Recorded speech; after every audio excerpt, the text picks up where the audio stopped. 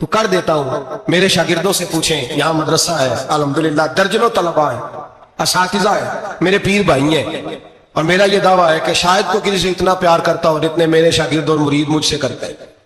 लेकिन मैंने कभी किसी से नहीं कहा कि जरा सूरत फातिहा पढ़ के देना, मैंने अपने अब्बा जी को सवाब देना है। पूछने किसी से नहीं कभी कहा, कभी नहीं मैंने कहा कि जरा मुझे थोड़ा सा कुरान पढ़ दे। मैं इसको नाजायज नहीं कहता, पढ़वाना चाहिए, लेकिन मैं अपने वालिदैन के लिए कभी सवाल नहीं करता कि मुझे जरा पढ़ के दो, मैंने बख्शना है, इसलिए कि मैंने जाती तौर पे रूटीन बनाई है। मैं समझता हूं कि कायनात के अंदर मेरे ऊपर जिन लोगों ने एहसान किए उनमें सबसे ज्यादा हिस्सा मेरे माँ बाप का है। मैं समझता हूं इस बात, कितना नालायक हूं मैं कि मैं एक महीने में एक कुरान पाक भी पढ़ के उनकी रूह को एहसान नहीं कर सकता। मेरा ये तरीका है जाती, मैं कदगन नहीं लगाता, मेरा जाती तरीका ये, अलहम्द से शुरू करो और 2 सूरतें छोड़ के कुरान पाक खत्म कर दो आखिरी, और फिर फलक और नास सूरतें साथ ले जाओ। यहां बैठ के सारे सवाब नहीं करना, खत्म नहीं दिलाना, साथ ले जाओ, कब्र पे खड़े हो जाओ और फलक और नास सूरतें कब्र पे बैठ के तिलावत करो।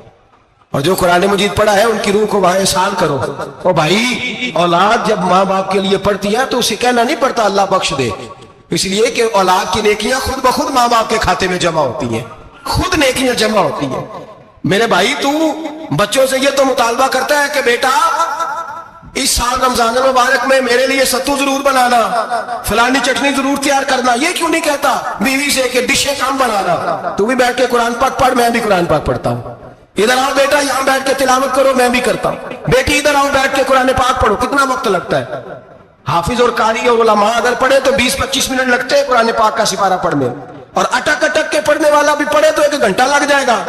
और मेरे नबी पाक सल्लल्लाहु अलैहि वसल्लम ने फरमाया, जो कुरान पढ़ते हुए अटकता है अल्लाह उसे डबल सवाब अता फरमाता है। फरमाया, जो जुबानी पढ़े सिंगल सवाब, जो देख के पढ़े उसे डबल सवाब। हुजूर क्यों? फरमाया, इसलिए कि मेरा कुरान देखने पे भी अल्लाह सवाब अता फरमाता है।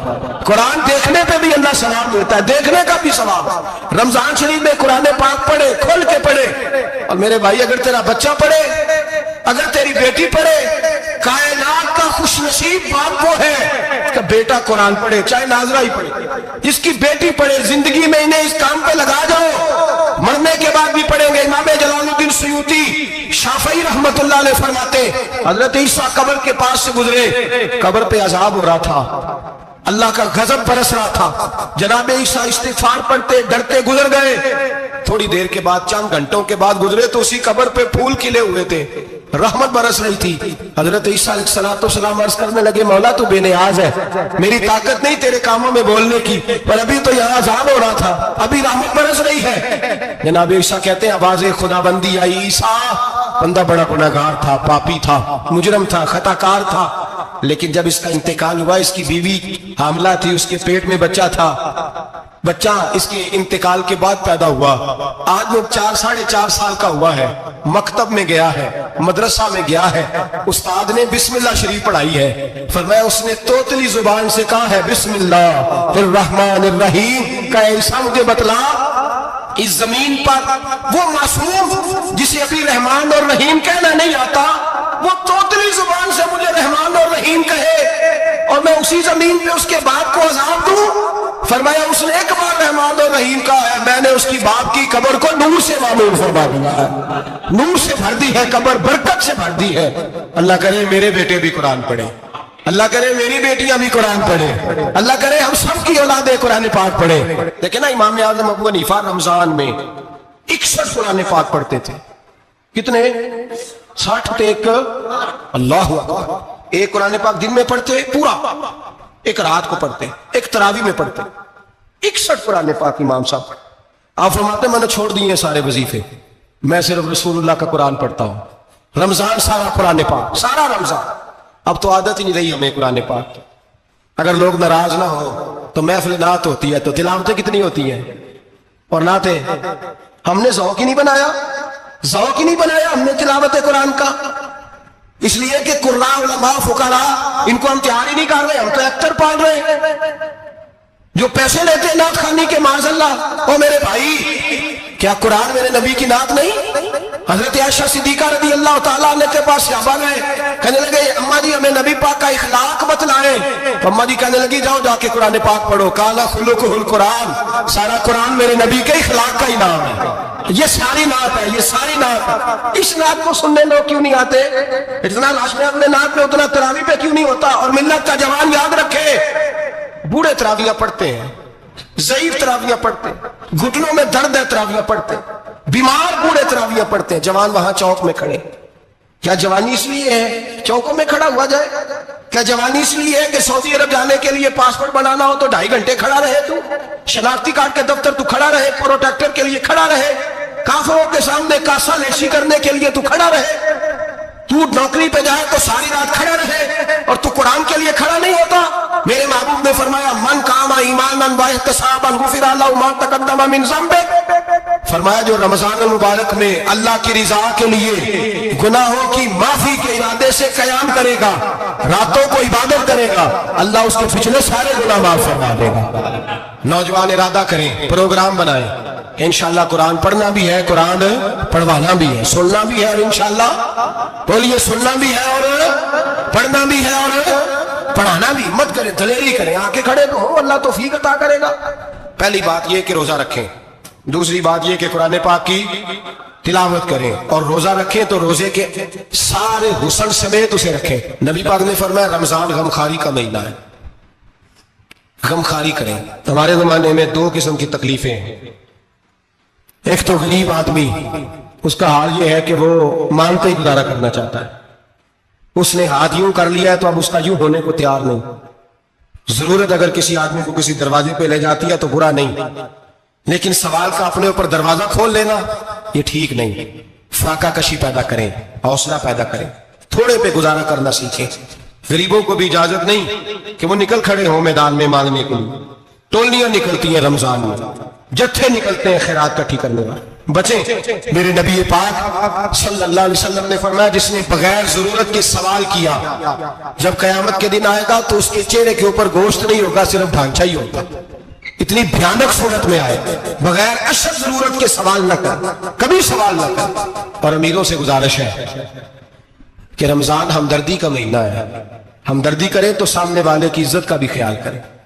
یہ بات درست ہے کہ غریب سیاڑا نہیں ہوتا، اس لیے کہ جس کی جیب میں پیسے نہیں ہوتے بھائی اسے عقل بھی نہیں ہوتی، جس کے گھر کار نہیں ہوتی اسے چلانے کا طریقہ، جس کے گھر اوون نہیں ہوتا اسے چلانے کا طریقہ بھی نہیں آتا، جس کے گھر میں چیزیں ہوتی ہیں اسے چلانا بھی آ جاتا ہے، جنہیں گھر داڑے ہوتے کملے بھی اس کے سیاڑے ہو جاتے ہیں۔ تو چودھری صاحب، سیٹھ صاحب، نواب صاحب آٹا تقسیم کرتے ہیں، کھڑے ہو کے فوٹو کھچاتے ہیں، فیس بک پہ دیتے ہیں، اور ایک آٹے کا تھیلا اور 10 اخباروں میں فوٹو۔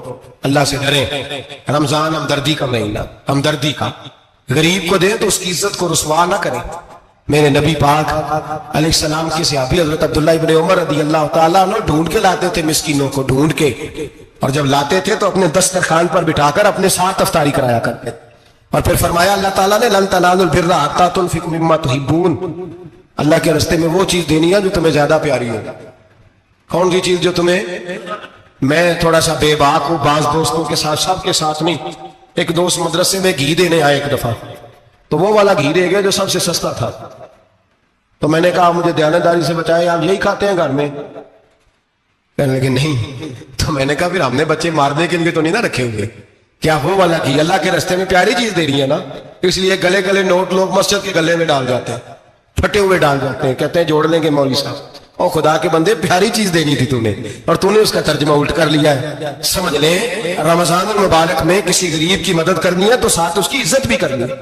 نبی پاک علیہ السلام کے دروازے پہ جب سے، یہ جملہ ایک ہے لیکن بڑا قیمتی ہے، صحابہ کہتے ہیں جب ہم دروازہ رسول پہ جاتے تھے خیرات بھی ملتی تھی اور عزت بھی ملتی تھی، خود بھیک دے خود ہی کہیں منگتے کا بھلا ہو، خیرات بھی ملتی تھی اور عزت بھی ملتی تھی۔ نبی پاک ساتھ عزت بھی دیتے تھے، مسکین کو غریب کو دیں اور خیر خائی کریں۔